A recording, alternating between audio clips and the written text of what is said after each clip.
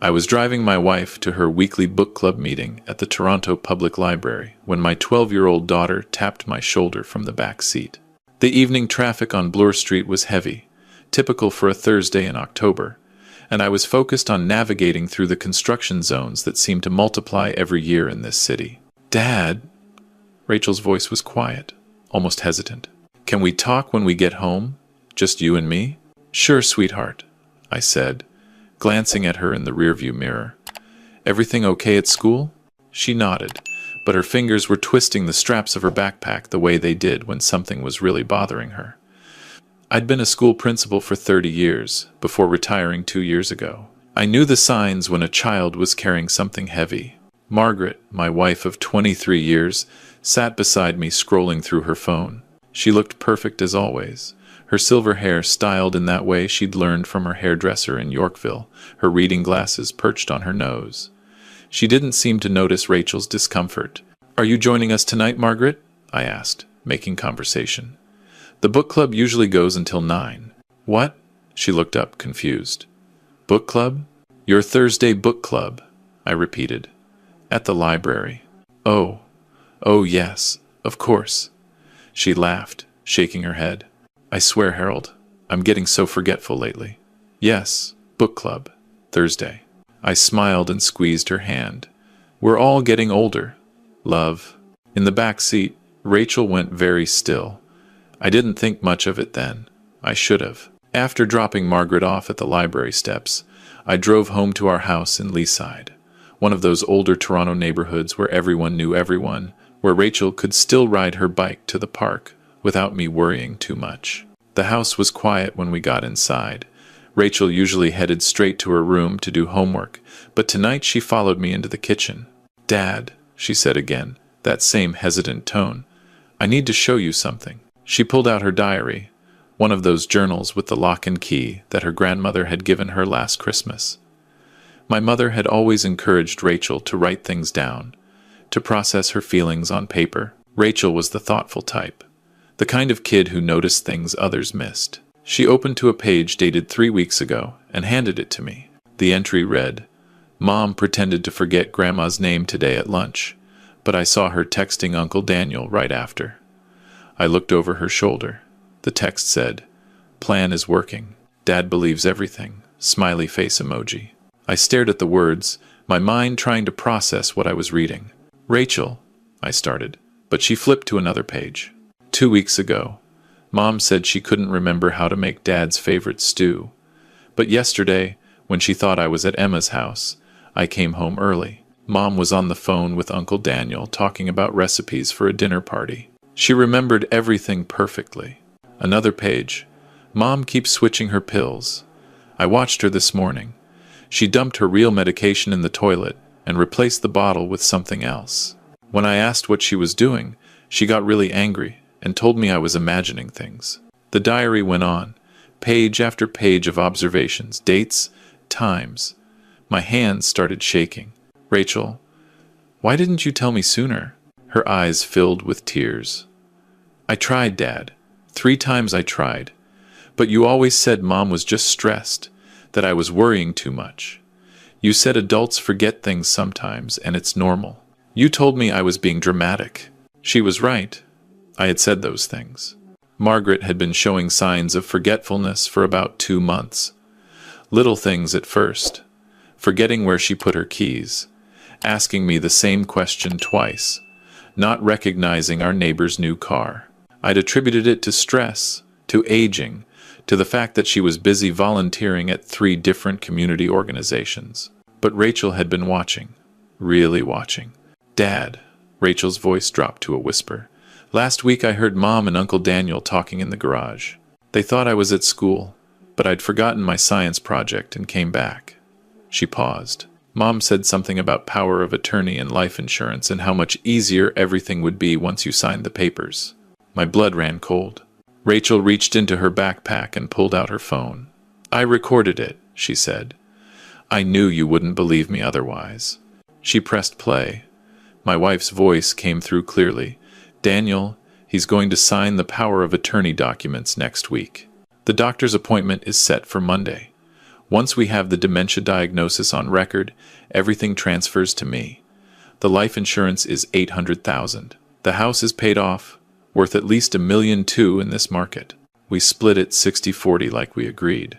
My brother-in-law's voice responded, "And you're sure Harold suspects nothing?" Margaret laughed. "Harold's a sweet man, but he's trusting to a fault. He spent 30 years managing teenagers. He still thinks everyone deserves the benefit of the doubt. By the time he realizes something's wrong, it'll be too late. The carbon monoxide detector in the garage is already disabled. An accident while he's working on his woodworking projects. Tragic, but these things happen." Rachel stopped the recording. Her face was pale. "Dad, I'm scared." I pulled her into my arms, but my mind was racing. The woman I'd shared my bed with for 23 years, the woman I'd trusted completely, was planning to kill me. And she'd almost convinced me I was losing my mind in the process. "How long has she been doing this?" I asked. Rachel flipped through her diary. "I started noticing weird things about 2.5 months ago. But I didn't realize it was deliberate until I saw that text message 3 weeks ago." I sat down heavily at the kitchen table. My wife was trying to steal everything I had, then murder me and make it look like an accident. And my 12-year-old daughter had figured it out before I did. "Rachel," I said slowly, "you saved my life. You know that, right?" She nodded, wiping her eyes. "But what do we do now, Dad?" "Good question." I thought about calling the police, but what did I really have? A recording that could be dismissed as a misunderstanding. A child's diary that a lawyer could tear apart. Accusations against a respected community volunteer who everyone in the neighborhood loved. Margaret was on the board of 3 charities. She organized the annual food drive. People trusted her. No, if I was going to stop this, I needed more than Rachel's observations and a single recording. I needed Margaret to confess on the record, with witnesses, in a way that couldn't be disputed. I pulled out my phone and made a call to someone I'd worked with for years, someone I knew I could trust. Detective Sarah Chen had been the school resource officer at my high school for a decade. We'd handled countless difficult situations together. If anyone would believe me, it was Sarah. She answered on the 3rd ring. "Harold, everything okay?" "Sarah, I need your help, and I need you to listen to everything before you respond." I told her everything, showed her Rachel's diary, played her the recording. When I finished, there was a long silence on the other end. "Harold," her voice was careful, "this is serious. These are serious accusations." "I know. That's why I'm calling you first. I need to know, legally, what we can do." Another pause. "Can you and Rachel come to the station tomorrow morning?" "Don't tell Margaret. Tell her you're taking Rachel to her violin lesson or something. I want to review everything with the fraud and homicide divisions." The next morning, I told Margaret that Rachel had an early dentist appointment. Margaret barely looked up from her coffee, distracted by her phone, probably texting Daniel. At the police station, Sarah introduced us to Detective James Morrison from Fraud and Detective Linda Park from Major Crimes. They were both in their 40s, experienced, skeptical. I didn't blame them. I could barely believe it myself. They listened to the recording 3 times, reviewed Rachel's diary, asked questions. Lots of questions. "Mr. Dalton," Detective Morrison said, his voice neutral, "do you have any financial documentation we can review? Bank statements? Insurance policies? Anything showing unusual activity?" I pulled up my phone and logged into our joint bank account. I'd always handled our finances, but Margaret had access to everything. We trusted each other. Or at least, I thought we did. As I scrolled through recent transactions, I noticed something odd. Small withdrawals, $50 here, $100 there. Nothing alarming individually, but they added up. Over the past 2 months, nearly $8,000 had been withdrawn in cash. "What's this?" Detective Park asked, leaning forward. "I have no idea. I never make cash withdrawals. Everything we need goes on credit cards for the points." They made copies of everything. Then Detective Morrison looked at me seriously. "Mr. Dalton, we believe your daughter, but belief isn't enough for an arrest. We need concrete evidence of intent. The recording is good, but a defense lawyer will argue it's taken out of context, that your wife and brother-in-law were joking, that you misunderstood. So what do I do? I asked. Detective Park exchanged a glance with Morrison. We need to catch them in the act. You said there's a doctor's appointment Monday? Yes, Dr. Williamson. Margaret scheduled it 2 weeks ago. She said I'd been forgetting things and needed to get checked out. Perfect. Here's what we're going to do. They laid out a plan that made my stomach turn, but I knew it was the only way. On Monday morning, I drove to Dr. Williamson's office in North York with Margaret beside me. She held my hand, playing the concerned wife perfectly. Rachel had stayed home from school, supposedly with a stomach bug. But really, she was at the police station with a family services worker. Dr. Williamson's office was on the 3rd floor of a medical building. The waiting room smelled like antiseptic and old magazines. Margaret sat beside me, scrolling through her phone, probably texting Daniel. What I didn't tell Margaret was that Dr. Williamson had received a call from the Toronto Police Fraud Division that morning. He'd been briefed on the situation, and he'd agreed to help. When we were called in, Dr. Williamson greeted us both warmly. Margaret launched into her concerns. Doctor, I'm so worried about Harold. He's been forgetting things, getting confused. I think he might be developing early-onset dementia. Dr. Williamson nodded sympathetically. Let's do some cognitive testing and see what we find. He ran through a standard dementia screening test. I answered every question correctly, easily. Named the date, the Prime Minister, counted backwards from 100, drew a clock showing the correct time. Remembered a list of words. Dr. Williamson made notes. Mr. Dalton, your cognitive function appears completely normal. I see no signs of dementia or memory impairment. Margaret's face tightened. But doctor, at home he's constantly confused. Mrs. Dalton, Dr. Williamson said carefully, in my professional opinion, your husband shows no signs of cognitive decline. However, I'd like to discuss something else with you both. He stood and opened the door to his office. Detective Morrison and Detective Park walked in. Margaret went white. Mrs. Dalton, Detective Park said, we need to ask you some questions about financial irregularities and some concerning statements you've made regarding your husband's health and safety. I don't know what you're talking about, Margaret said, but her voice was shaking. We have recordings, Detective Morrison said. We have your daughter's testimony. We have bank records. And we have Dr. Williamson's professional opinion that your husband is in perfect health, despite your attempts to establish a false medical history. Margaret looked at me, and for a moment I saw something I'd never seen before. Not the woman I'd married, but a stranger, cold, calculating. You can't prove anything, she said. Actually, Detective Park smiled slightly. We can. See, your husband has been wearing a wire all morning, and the conversation you had with your brother 30 minutes ago in the parking lot? We recorded that too. Margaret had called Daniel from the parking lot before we went into the doctor's office. I'd stepped away, pretending to check my phone, while the recording device hidden under my shirt picked up everything. In that conversation, Margaret had told Daniel, he's going to fail the cognitive test. Williamson owes me a favor.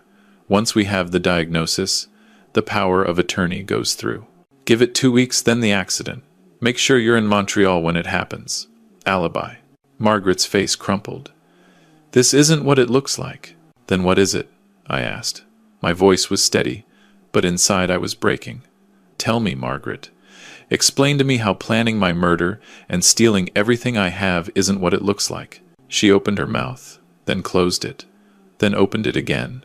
You were never enough, Harold. Her voice was bitter now. 30 years teaching school, and what do we have?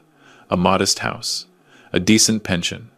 I could have married someone successful, someone wealthy. Instead, I got a small-town principal whose idea of a good time is building birdhouses in the garage. I married you for security, she continued, the words tumbling out now. But you couldn't even provide that. Do you know how embarrassing it is when my friends talk about their winter homes in Florida, their trips to Europe? We went to Nova Scotia for vacation, Harold. Nova Scotia. So this is about money? I asked. It's about having a life worth living, she snapped. Daniel showed me how much you're actually worth. The life insurance, the house, your pension payout. Dead, you're worth $2 million. Alive, You're just in my way." Detective Morrison stepped forward. "Margaret Dalton, you're under arrest for conspiracy to commit murder, fraud, and attempted theft over $5,000. As they handcuffed her, Margaret looked at me one last time. "That little brat ruined everything," she hissed. "Your precious Rachel with her diary and her spying. I should have dealt with her too." My hands clenched. "You stay away from my daughter." They let her out. Dr. Williamson put a hand on my shoulder. "I'm so sorry, Harold. In 30 years of practice, I've never seen anything like this." The next few days were a blur. Daniel was arrested trying to board a flight to Vancouver. The police found detailed plans in his apartment, the disabled carbon monoxide detector, a timeline, even a draft of the eulogy Margaret had written for my funeral. Rachel stayed with my mother in Scarborough while the investigation continued. I couldn't stay in our house, not yet. Every room held memories that were now tainted. Had Margaret ever loved me? Or had it always been a calculation? The media picked up the story. Local principal's wife arrested in murder plot. The community was shocked. Margaret's charities released statements distancing themselves from her. Our neighbors didn't know what to say to me. But through it all, Rachel was my anchor. My daughter, who'd been brave enough to watch, to document, to speak up even when I didn't believe her the first 3 times. She'd saved my life. The trial happened 6 months later. Margaret pleaded not guilty, claiming she'd been joking with Daniel, that the recordings were taken out of context. But the evidence was overwhelming. Rachel's diary, the bank records, the disabled carbon monoxide detector, Dr. Williamson's testimony, the recording of Margaret's confession in his office. The jury took 4 hours to convict her on all counts: conspiracy to commit murder, fraud, attempted theft. The judge sentenced her to 18 years. Daniel got 15 for his role as an accomplice. As they led Margaret away, she didn't look at me, didn't look at Rachel in the gallery, just stared straight ahead, emotionless. That was 2 years ago now. Rachel is 14 now, taller, quieter. We do therapy together, twice a week at first, now once a month. Dr. Patterson specializes in family trauma. She says Rachel shows remarkable resilience, but that what happened will affect her for life. Trust issues, hypervigilance, the fear that people aren't who they claim to be. I know those fears. I have them too. We sold the house in Leaside, too many memories, bought a smaller place in Etobicoke, near the lake. Rachel picked out her own room, painted it herself. She needed that control. I don't date, can't imagine it. How do you trust someone after the person who promised to love you in sickness and health planned your murder? How do you open your heart when the last person you trusted calculated your death as worth $2 million? But Rachel and I are closer than ever. Every evening, we have dinner together, just the two of us. She tells me about school, about her friends, about the boy in her class who she thinks might like her. Normal teenage things. And I listen, really listen, because I learned something from this nightmare. Children see what adults miss. They notice the small inconsistencies, the off moments, the times when something doesn't quite add up. Adults rationalize. We make excuses. We trust when maybe we shouldn't. Rachel didn't rationalize. She watched. She documented. She trusted her instincts even when I told her she was wrong. Last week, Rachel came home from school, excited.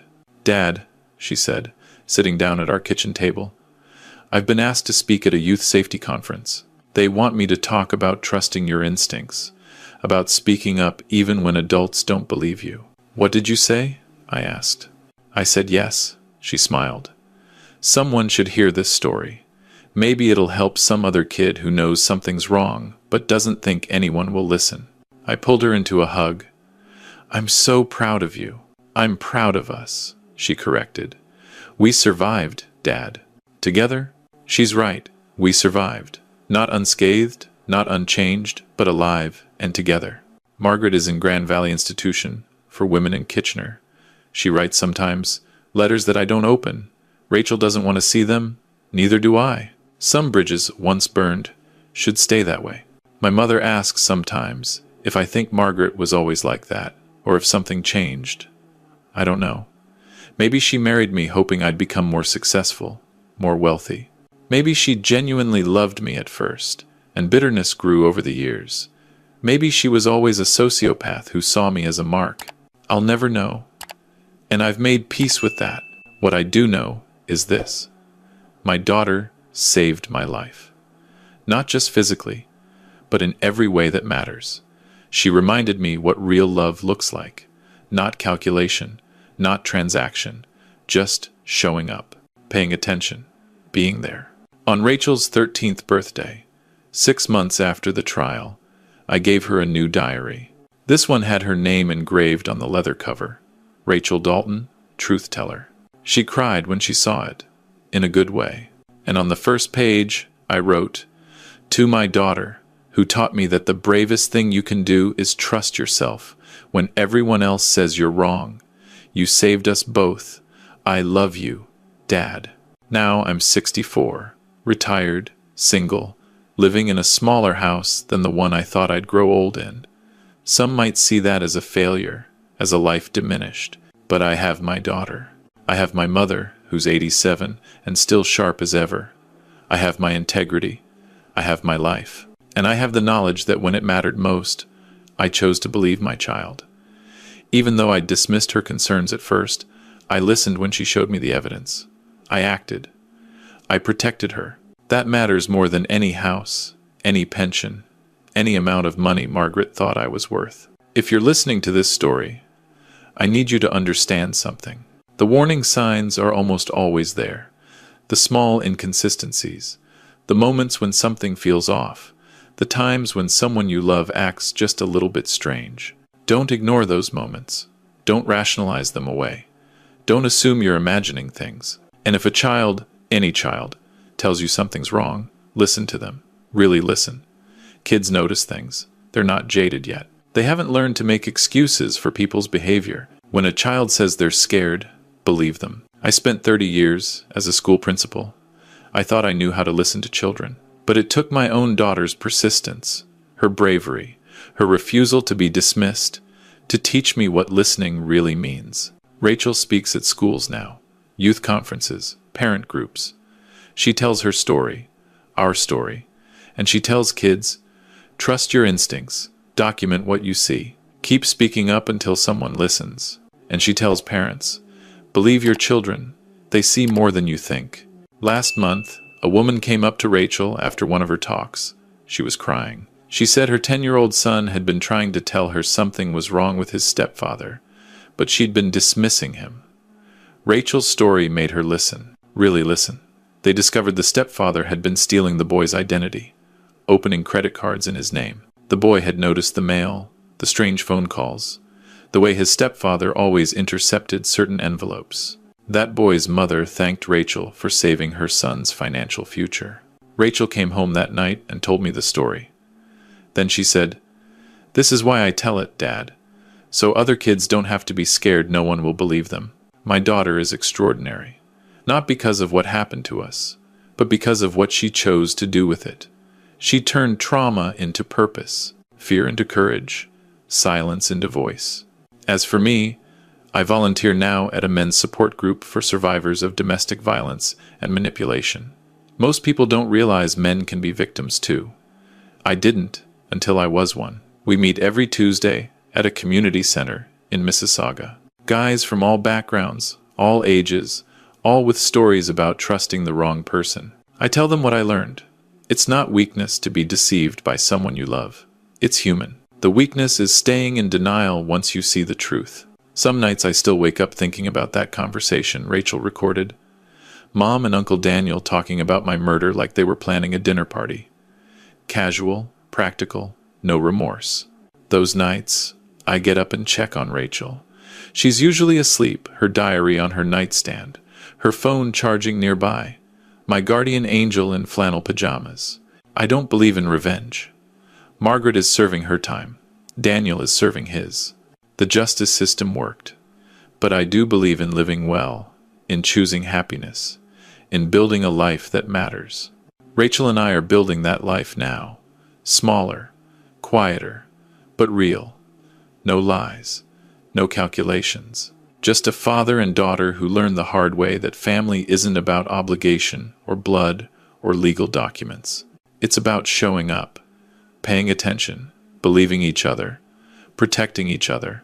And when I think about Margaret in prison, wearing that orange jumpsuit, eating institutional food, sleeping in a cell, I don't feel satisfaction. I just feel sad. Sad that she couldn't see what really mattered. Sad that she traded 23 years of genuine partnership for 18 years in prison and $2 million she'll never see. Because here's what Margaret never understood.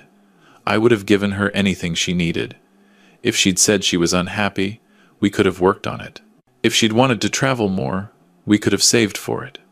If she'd needed something different from life, we could have figured it out together. But she chose lies.